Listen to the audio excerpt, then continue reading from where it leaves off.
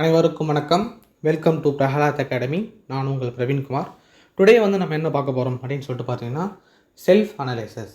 அதாவது என்ன அப்படின்னு சொல்லிட்டு பார்த்தீங்கன்னா, நம்ம இந்த போட்டித் தேர்வுக்கு சரியாக தான் படிச்சுக்கிட்டு இருக்குமா, சரியான பாதையில் தான் நம்ம போயிட்டுருக்குமா அப்படின்ட்டு எல்லாருக்குமே ஒரு டவுட் வரும்.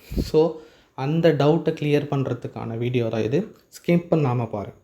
ஸோ அப்போது இந்த போட்டித் தேர்வுக்கு நம்ம பயணித்த போது என்ன மாதிரியான டவுட்லாம் வரும் அப்படின்னு சொல்லிட்டு பார்த்தீங்கன்னா, நம்ம ஒழுங்காக காலையிலேருந்து ஃபுல்லாக படிக்கிறோமே, படித்த மாதிரியே இருக்குது, கடைசியாக எடுத்து பார்த்தா எதை படித்தோன்னே தெரிய மாட்டேங்குது. இந்த மாதிரி ப்ராப்ளம் இருக்கிறவங்களுக்கும் ஃபுல் அண்ட் ஃபுல் நம்ம ரொட்டீனாக படிச்சுட்டு இருந்தாலும் கடைசியாக அதை நம்மளால் ரீகால் பண்ண முடியாது, சொல்லி பார்க்க முடியாது. ரொம்ப படிச்சுட்டு ரொம்ப கம்மியாக படித்த மாதிரியே ஒரு ஃபீலிங் இருக்கும். ஸோ அந்த மாதிரி ப்ராப்ளம் இருக்கிறவங்களுக்கும் கொஷின் பேப்பர் பார்த்தா எல்லாமே பார்த்த மாதிரி இருக்கும், ஆனால் ஆன்சர் தான் தெரியாது, சொத்த விட்டுரும். ஸோ இந்த மாதிரி ப்ராப்ளம் இருக்கிறவங்களுக்கும் இந்த வீடியோவோட ஒரு தொடர்பு இருக்குது. அது மட்டும் இல்லாமல் நம்ம போட்டித் தேர்வு பயணத்தில் நம்மளோட பயணம் சரியாக இருக்கா, அதை எப்படி கண்டுபிடிக்கணும், அதை எப்படி சரி செய்யணும் அப்படின்றது. இன்னும் குறிப்பாக சொல்லணும்னா, சிலபஸை நம்ம பார்த்து படிக்கிறோமா, இல்லை பார்த்ததெல்லாம் படிச்சுக்கிட்டு இருக்குமா அப்படின்ற மாதிரி இந்த ஃப்ரெஷருக்கு அந்த ப்ராப்ளம் ரொம்ப ரொம்ப இருக்கும். ஸோ இது எல்லாத்துக்கும் ஒரு தீர்வாக தான் இந்த வீடியோ கொடுத்துருக்கு. அப்போது இந்த வீடியோவை பார்க்குறதால உங்களுக்கு என்னெல்லாம் கிடைக்கும், இந்த போட்டித் தேர்வு பயணத்தில் உங்களோட பயணம் சரியாக இருக்கா இல்லையா அப்படின்ட்டு நீங்கள் தெரிஞ்சுக்கிட்டு அதை சரி செஞ்சீங்கன்னா உங்களுக்கு என்னெல்லாம் கிடைக்கும் அப்படின்னு சொல்லிட்டு பார்த்தீங்கன்னா, ஃபஸ்ட்டு கன்சிஸ்டன்சி. தொடர்ச்சியாக ஒரு விஷயத்தை நம்ம இந்த விஷயம் முடியும் போது உங்களுக்கு தெரியும், அதை நமக்கு ரொட்டீனாக செய்ய ஆரம்பிச்சிடும். ரெண்டாவது டிசிப்ளின். அது கண்டிப்பாக நம்மளுக்கு கிடைக்கும், ஏன்னா அப்படியே அப்பட்டமாக நம்மளுக்கு காமிச்சு கொடுத்துரும். மூணாவது மோட்டிவேட். உங்களுக்கு நீங்கள் தான் மோட்டிவேட், யாருமே மோட்டிவேட் தேவையில்லை. நீங்கள் போடுற அந்த விஷயம் ஃபுல்லாகவே உங்களுக்கு காமிச்சு கொடுத்துரும். நீங்கள் தினமும் போயிட்டு மோட்டிவேட்லாம் பார்க்கணுன்னு அவசியம் கிடையாது. முதல்ல ஒரு டிஎன்பிசி படிக்கிறவங்களுக்கு மோட்டிவேட் அப்படின்றது 1% தான். மிச்சம் 99%ன்றது உங்களுடைய ஃபுல் எஃபோர்ட். அந்த 1% எதுக்குன்னா, அது ஒரு தூண்டி ஒரு விளக்கு எரியுதுன்னா அதை தூண்டி வர்ற ஒரு செயலாக தான் அந்த 1% இருக்கும். ரெண்டாவது, நீங்கள் உங்களுடைய கோல் நோக்கியும் அடுத்து என்னன்னு சொல்லிட்டு உங்கள் பிளானை நோக்கி மட்டுமே செயல்பட்டு இருப்பீங்க. அதுக்கப்புறம் ஒரு கொள்கையோடு இருப்பீங்க. மூணாவது, ஒன்லி ரன். ஓகேங்களா, வெற்றி பெறுவீங்க, வெற்றி பெற்ற பிறகு ஓடிக்கிட்டே தான் இருப்பீங்க. ஸோ அந்த மாதிரியான ஒரு நல்ல விஷயத்தை இது கொடுக்கும். ஏன் இது டிஎன்பிஎஸ்சி காம்படிட்டிவ் எக்ஸாம் மட்டும் இல்லை, எந்த ஒரு விஷயத்தை நீங்கள் கரெக்டாக செய்யணுன்னாலும் இதை ஃபாலோ பண்ணாலும் அது சக்ஸஸ் ரேட்டில் கொடுக்கும். இதை நான் ஸ்கூலில் பசங்களுக்கு சொல்லி அது சக்ஸஸ் ஆகிருக்கு. ஸோ அதை தான் உங்களுக்கு சொல்கிறேன். ஸோ ஓகேங்களா, சொல்லுவாங்க வீடியோக்குள்ளே போகலாம். அதுக்கு முன்னாடி நீங்கள் என்ன பண்ணணும்னு சொல்லிட்டு பார்த்தீங்கன்னா, ஃபஸ்ட்டு இந்த மாதிரி ஒரு சிலபஸ் இருக்குது பார்த்தீங்களா, நம்மளோட சிலபஸ் எழுதி போர்டில் ஒட்டிடுங்க, இல்லை செவத்தில் ஒட்டிடுங்க, இல்லை டோருக்கு பின்னாடி நான் என் வீட்டில் ஒட்டியிருக்கேன். இந்த பிளான் கரெக்டாக போதா இல்லையா அப்படின்றது இதை நீங்கள் கண்டிப்பாக செய்யுங்க, சக்ஸஸ்ஃபுல்லாகும். இது என்ன அப்படின்னு சொல்லிட்டு பார்த்தீங்கன்னா, குரூப் 1 சிலபஸ். இது ரெண்டும் இது குரூப் 4 தமிழ் சிலபஸுங்க. ஓகேங்களா, ஏன்னா நம்ம குரூப் 1 லெவலுக்கு ஃபுல்லாக நடத்த போகிறோன்றதால சிலபஸ் நான் குரூப் 1 சிலபஸ் ப்ரிலிம்ஸோடைய சிலபஸ் வச்சுருக்கேன். என்னடா பக்கம் இருக்கிறது எல்லாமே குரூப் 4. அப்போ இது எதுக்கு சார் இங்கே இடம் கொஞ்சம் விட்டுருக்கீங்க அப்படின்னு சொல்லிட்டு கேட்டிங்கன்னா, இந்த இடத்துல நம்ம ஒரு கிராஃப் மெத்தடை வைக்க போகிறோங்க. ஸோ இந்த கிராஃப் நீங்கள் ரெடி பண்ணி இந்த இடத்துல ஒட்டிடுங்க. உங்களுக்கு எங்கே உங்களுடைய வீட்டில் இடம் கிடைக்குதோ அந்த இடத்துல பண்ணுங்கள். என்ன பண்ணணுன்ட்டு இப்போ நான் சொல்கிறேன், அதை நீங்கள் ஃபாலோ பண்ணுங்கள். அடுத்தது என்னென்னு சொல்லிட்டு பார்த்தீங்கன்னா, இது நம்மளுடைய ஷெடியூல் இப்போ நம்ம போட்டிருக்கோம் பார்த்தீங்களா. ஸோ அதை வச்சு தான் உங்களுக்கு நான் கொடுக்க போகிறேன். நீங்கள் எந்த இன்ஸ்டியூட்டில் வேணாலும் படிங்க, எங்கே வேணாலும் படிச்சிங்க, நீங்கள்ன்ட்டு ஒரு ஒரு ஷெடியூல் ஃபாலோ பண்ணுவீங்க. ஸோ அந்த ஷெடியூலுக்கும் அது செட் ஆகும். ஓகேங்களா, அதனால் அதுக்கேற்ற மாதிரி நீங்கள் இந்த பிளான் ரெடி பண்ணிக்கோங்க. ஓகேங்களா, ஃபஸ்ட்டு நம்மளுடைய ஷெடியூல் வச்சு நான் உங்களுக்கு ஒரு உதாரணத்துக்கு சொல்லிடுறேன். அதன் பிறகு நீங்கள் உங்கள் ஷெடியூலுக்கு நீங்கள் கொஞ்சம் மாற்றி ரெடி பண்ணிக்கோங்க. ஃபஸ்ட்டு என்ன அப்படின்னு சொல்லிட்டு பார்த்தீங்கன்னா, நம்மளுடைய ஃபஸ்ட் வீக் ஷெடியூலில் 10 நாளுக்கு என்ன கொடுத்துருக்கோம், பாலிட்டி கொடுத்துருக்கோம், ஐஎன்எம் கொடுத்துருக்கோம், மேக்ஸ் கொடுத்துருக்கோமா. ஸோ அதில் பாலிட்டியும் இருக்குது, ஐஎன்எம்மும் இருக்குது. ஸோ ஐஎன்எம்மில் சில டாபிக் நம்ம கொடுத்துருப்போம். அந்த டாபிக் நீங்கள் படித்து முடிச்சுட்டு அதிலிருந்து நீங்கள் எந்த கேள்வி கேட்டாலும் உங்களால் சொல்ல முடியும் அப்படின்ற ஒரு மனநிலை உங்களுக்குள்ளேயே தோணும். அதாவது 100% சொல்ல முடியலனாலும் ஒரு 90% அபோவ் உங்களால் சொல்ல முடியும். ஸோ அதை நீங்கள் என்ன பண்ணுங்கன்னா, அதை நீங்கள் ஒரு அண்டர்லைன் பண்ணிவிடுங்க. அப்படி இல்லைனா அந்த ஸ்கெட்ச் இருக்கும் பார்த்தீங்களா, மார்க்கர், அதை வச்சு நீங்கள் தீட்டிடுங்க.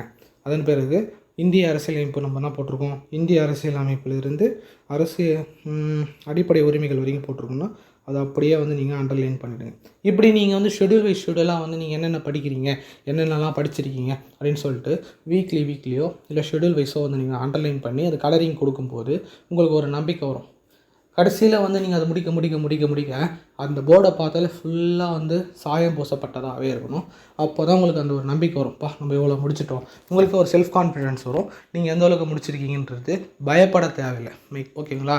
நீங்கள் பயந்தாலே போச்சு. எல்லாமே வந்து நீங்கள் படித்தது கொஞ்சமாக வந்து ஆல்ரெடி ரிவிஷன் பண்ணலன்னா மறந்துக்கிட்டே போகும். இன்னும் நீங்கள் அதை பயந்தீங்கன்னா ஃபுல் அண்ட் ஃபுல் வந்து கொஞ்சமாக வந்து குறைஞ்சிடும். ஸோ அதனால் பயப்படாமல் இந்த மாதிரி வந்து நீங்கள் கலரிங் பண்ணும்போது என்ன ஆகும் அப்படின்னு சொல்லிட்டு பார்த்தீங்கன்னா ஃபுல்லாக வந்து உங்களுக்கு ஒரு கான்ஃபிடென்ஸ் வந்து கொடுக்கும்.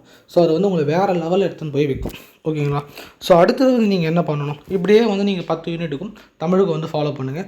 நீங்கள் கடைசியாக சிலபஸ் அதாவது எக்ஸாம் முன்னாடி வந்து நீங்கள் போகும்போது அந்த ஷெட்யூல் வைஸ் டெஸ்ட்டும் உங்களுக்கு கம்ப்ளீட் ஆன மாதிரி ஒரு கான்ஃபிடென்ட் வரும். டெஸ்ட்டு நல்லா பண்ணுவீங்க. கடைசியாக வந்து மெயின் எக்ஸாம் எழுதும்போதும் ஃபுல்லாக கலரிங் இருக்கும்போது எப்படி இருக்கும் உங்களுடைய இது எல்லாத்தையும் முடிச்சுட்டா எங்கே இருந்தோம்னா நீ கேள்வி கேள்றா என்னால் முடியும் அப்படின்ற மாதிரி ஒரு பெரிய நம்பிக்கையை வந்து கொடுக்கும். ஸோ அதனால் அதை பண்ணுங்கள். அடுத்தது வந்து நீங்கள் என்ன பண்ணணும் அப்படின்னு சொல்லிட்டு பார்த்தீங்கன்னா இந்த மாதிரி ஒரு கிராஃப் வந்து ரெடி பண்ணிக்கோங்க. இந்த கிராஃப் வந்து நீங்கள் ரெடி பண்ணும்போது என்ன பண்ணணும்னு சொல்லிட்டு பார்த்தீங்கன்னா இப்போ தமிழ் இருக்குது. இந்த மாதிரி என்னென்னலாம் படிக்கணும், தமிழ் படிக்கணும். அதன் பிறகு நீங்கள் என்ன படிக்க போகிறீங்க, தமிழ் படிப்போமா, அதன் பிறகு மேக்ஸ் பார்ப்போமா, அதன் பிறகு ஜிஎஸ் வந்து பார்ப்போம், அதன் பிறகு கரண்ட் அஃபேர் அப்படின்னு சொல்லிட்டு ஒன்று இருக்குது. ஸோ இது 4 வந்து ஒரு நாளைக்கு வந்து ரெகுலராக பார்க்குற மாதிரி இருக்கும். ஷெட்யூல் வந்து அப்படி போடுங்க.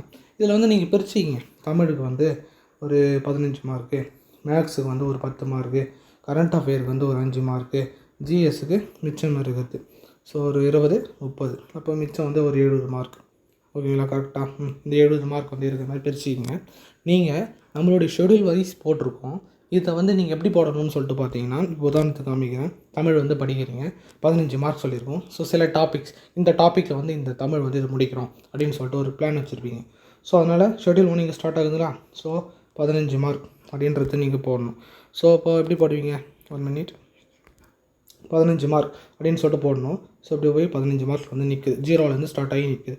அதன் பிறகு என்ன ஆகுதுன்னு சொல்லிட்டு பார்த்தீங்கன்னா மேக்ஸ் பார்க்குறீங்க, அதுக்கு ஒரு 10 மார்க். ஸோ அது வந்து ஒரு 30 வந்து போய் நிற்குது. அதன் பிறகு நீங்கள் என்ன பண்ணுவீங்க அப்படின்னு சொல்லி பார்த்தீங்கன்னா ஜிஎஸ் படிக்க போகிறீங்க. அதுக்கு வந்து எவ்வளோ போட்டிருக்கோம், 30, அது பார்த்தீங்கன்னா 70 மார்க். அது 2 பார்ட்டாக நம்ம போட்டிருக்கோம். ஐஎன்எம்மும் போட்டிருப்போம், பாலிட்டியும் போட்டிருப்போம். ஒரு சிலர் வந்து 2 சப்ஜெக்ட்டும் படிப்பாங்க, ஒரு சிலர் வந்து ஒரே சப்ஜெக்டை படித்து முடிப்பாங்க. ஸோ அந்த 70 மார்க் வந்து நீங்கள் கரெக்டாக நீங்கள் கடைசியாக வந்து நான் சொன்னல அதிலிருந்து நீங்கள் எந்த கேள்வி கேட்டாலும் எவ்வளோ மார்க் வந்து போடுவீங்க. எப்போவுமே ஃபுல்லாக போடாதீங்க. நீங்கள் வந்து கரெக்டாக நம்ம என்ன கேட்டாலும் சொல்ல முடியாது. ஏன்னா கொஷின்ஸ் வந்து இது காம்படிஷன் எக்ஸாம். ஓகேங்களா? அதனால் கொஞ்சம் மரியாதை கொடுங்க. ஒரு 90 அபோவ் இல்லை 85 அபோவ் நீங்கள் போனாலே ரெகுலராக வந்து கரெக்டாக போயிட்டுருக்கீங்க அப்படின்னு தான் அர்த்தம். ஸோ அதனால் வந்து உங்களுடைய பர்சன்டேஜ் வந்து எப்படி இருக்குன்னு சொன்னால் 0லேருந்து அப்படியே போயிட்டு இப்படி வந்துடும். ஸோ இது வந்து ஷெட்யூல் 1க்கு நீங்கள் 1ஆம் தேதியிலேருந்து அப்படியே ஷெட்யூல் 1, ஷெட்யூல் 2, ஷெட்யூல் 3ன்னு போகும்போது லைட்டாக கொஞ்சம் சர்க்கிள் இதுவும் இப்படி போச்சுன்னா ப்ராப்ளமே கிடையாது. நீங்கள் கரெக்டான வழியில் தான் போயிட்டுருக்கீங்க அப்படின்னு சொல்லிட்டு அர்த்தம். இதுவே இங்கே போய் இந்த மாதிரி ஆகுதுன்னு சொல்லிட்டு பாருங்களேன். இப்படி போனாலும் நம்மளுக்கு வந்து தெரிஞ்சோம் நீங்கள் ஏதோ தப்பு பண்ணுறீங்க. ஓகேங்களா? ஷெட்யூல் வந்து ஒழுங்காக ஃபாலோ பண்ணுறது கிடையாது, நிறைய இடத்துல மிஸ்டேக் பண்ணுறீங்க, ரொம்ப கேர்லெஸ்ஸாக இருக்கீங்க, சோம்பேறித்தனமாக இருக்கீங்க. ஸோ இந்த மாதிரியான காரணங்கள் வந்து இந்த கிராஃப் வந்து காமிச்சு கொடுத்துரும். ஒரு கிராஃப் இந்த மாதிரி நீங்கள் போடும்போது என்ன ஆகும்னு சொல்லிட்டு பார்த்தீங்கன்னா நீங்கள் எந்த லெவலில் இருக்கீங்க அப்படின்றது தெரியும். அதனால் கரெக்டாக ப்ராப்பராக வந்து டைம் போட்டு நீங்களே ஒரு ஷெட்யூல் வந்து போடுங்க. ஷெட்யூல் போட்டு இந்தந்த டைமில் வந்து இதெல்லாம் முடிச்சிடணும், இந்தந்த டைமில் வந்து தமிழ் முடிக்கணும், இந்த டைமில் மேக்ஸ் முடிக்கணும், இந்த டைமில் வந்து ஜிஎஸ் முடிக்கணும், கரண்ட் அஃபேர் வந்து பார்க்கணும். ஸோ அதுக்கு உண்டான மார்க்ஸ் நீங்களே வந்து ஃபிக்ஸ் பண்ணிக்கோங்க. இதில் வந்து ஷெட்யூல் 1, ஷெட்யூல் 2, ஷெட்யூல் 3 அப்படின்னு போட்டிருக்கேன்ல, இது வந்து 10 அலகுகள். அதாவது நான் 10 டேஸ் போட்டிருக்கேன். ஸோ அப்போ வந்து 10 அலகுகள்னு இந்த மாதிரி வந்து 10 அலகுகள் வரும். ஸோ ஒவ்வொரு நாளைக்கும் உங்களுடைய கிராஃப் வந்து என்ன ஆகும், அப்படியே 1 நாள், 2 நாள், 3 நாள் அப்படின்னு சொல்லிட்டு ப்ராப்பராக வந்து கன்சிஸ்டன்சியாக வந்து வர மாதிரி பார்த்துக்குங்க. யார் ஒருத்தர் இந்த மாதிரி ஒரு கன்சிஸ்டன்சியான ஒரு விஷயத்தை வந்து கொடுக்க முடியுதோ அவங்க கண்டிப்பாக வந்து எக்ஸாமில் வந்து வெற்றி பெற முடியும். அதாவது கன்சிஸ்டன்சினா இப்படி போகுதுன்னா அப்படி நேராக இப்படி போகணும். இதுதான் வந்து கன்சிஸ்டன்சி. பர்ஃபெக்டாக வந்து நீங்கள் வந்து ஒவ்வொரு நாளைக்கு உண்டான சிலபஸையும் ஒவ்வொரு நாளைக்கு உண்டான ஷெட்யூலையும் வந்து பர்ஃபெக்டாக வந்து முடிச்சிட்ருக்கீங்க அப்படின்ட்டு அர்த்தம். இதை நீங்கள் எழுதி ஒட்டி பாருங்கள். இதுக்கு வந்து ஒரு மோட்டிவேஷன் தேவையில்லை. நீங்கள் யார்கிட்டையும் போய்ட்டு சார் நான் எதனா தப்பு பண்ணுறேன்னா அப்படின்னு சொல்லிட்டு நீங்கள் கேட்கவும் முடியாது. உங்களுக்கே வந்து இதுவே வந்து காமிச்சிடும். நீங்களே உங்களுக்கு தனியாக வந்து உங்களால் கைட் பண்ண முடியும். ஓகேங்களா? ஸோ அதனால் இது எல்லோரும் ஃபாலோ பண்ணுங்கள். அடுத்த வீடியோ வந்து என்ன அப்படின்னு சொல்லிட்டு அதான் ஆல்ரெடி சொன்னல சார் நான் எவ்வளவோ படிக்கிறேன், ஆனால் படித்த மாதிரியே எனக்கு ஃபீலிங் இல்லை. நான் வந்து ஃபுல் அண்ட் ஃபுல் ஒரு நாளைக்கு 50 பக்கம் புரட்டுறேன், 5 பக்கத்தை என்னால் வந்து ஒழுங்காக சொல்ல முடியல. திரும்ப திரும்ப வந்து நான் சொல்லி படித்தாலும் எனக்கு வந்து மண்டையிலேயே நிற்க மாட்டேங்குது. கொஷின் பேப்பர் பார்த்தா எனக்கு எல்லாமே தெரிகிற மாதிரி இருக்குது, ஆன்சரை தவிர அந்த மாதிரி இருக்குது. நான் ரொம்ப சுத்த விட்டுடுது. ஸோ இந்த மாதிரி ப்ராப்ளம் இருக்கிறவங்க அதை எப்படி சரி செய்யணும் அப்படின்னு சொல்லிட்டு அடுத்த ஒரு வீடியோவில் வந்து ஃப்ரீயாக இருக்கும்போது எடுத்து போடுறேன். அதையும் வந்து ஃபாலோ பண்ணிக்கோங்க. இந்த வீடியோ வந்து உங்களுக்கு பிடிச்சிருந்ததுன்னா லைக் பண்ணுங்கள், எல்லாருக்கும் வந்து ஷேர் பண்ணுங்கள். தேங்க்யூ.